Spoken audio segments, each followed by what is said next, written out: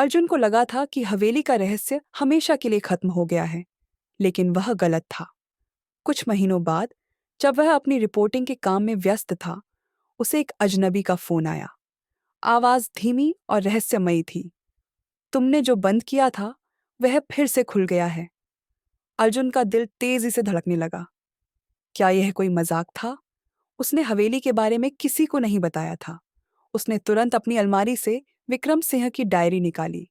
पन्ने वैसे ही थे, लेकिन आखिरी पन्ने पर कुछ नया लिखा हुआ था। समय कभी बंद नहीं होता, वह रास्ता खुद ढूंढ लेता है। अर्जुन के हाथ कांप उठे। उसने वही अय्याम परिवर्तक उठाया जो उसने सुरक्षित छुपा रखा था। पर यह क्या?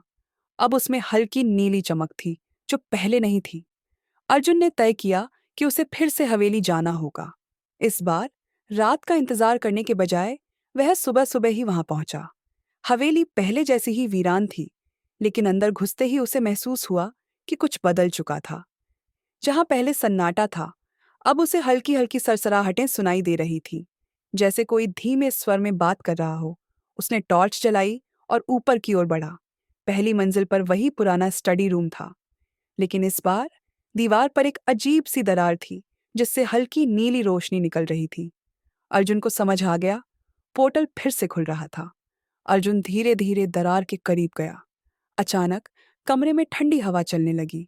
हवा के साथ ही एक जाना पहचाना साया उभरा, लेकिन इस बार विक्रम सिंह की आंखों में डर के बजाय चेतावनी थी। उन्होंने अर्जुन की ओर देखा और धीमे स्वर में कहा, समय का संतुलन बिगड़ गया है। अब उन्हें रोको, वरना सब कुछ खत्म हो जाएगा। कौन? अर्जुन ने हड़बड़ाते हुए पूछा। तभी दरार से दो चमकती हुई आंखें दिखीं। एक परछाई धीरे धीरे बाहर निकल रही थी, लेकिन यह विक्रम सिंह जैसा नहीं था। यह कुछ और था, कुछ भयानक। अर्जुन को समझ आ गया कि विक्रम सिंह का प्रयोग सिर्फ आयामों को जोड़ने का नहीं था, बल्कि किसी और चीज को अंदर आने का निमंत्रण भी था। वह तेजी से अयाम परिवर्तक की ओर बढ़ा, लेकिन अचानक कोई अदृश्य शक्ति ने उसे पीछे धकेल दिया। अब दरार और बड़ी होने लगी और उसके अंदर एक अजीब दुनिया झलक रही थी। एक अंधेरी, ठंडी जगह जहां आकृतियां हिलती डुलती दिख रही थीं। तुमने इसे रोका था, लेकिन यह पूरी तरह बंद नहीं हुआ था, विक्रम सिंह का साया गूंजती आवाज में बोला। अर्जुन ने हिम्मत जुटाई और डायरी खोली। उसमें एक नया पन्ना था जो पहले नहीं था। उसमें लिखा था, अगर इसे रोकना है तो तुम्हें खुद अंदर जाना होगा। अर्जुन की सांस अटक गई। क्या यह एक जाल था, या फिर सच में इसे रोकने का यही एक तरीका था?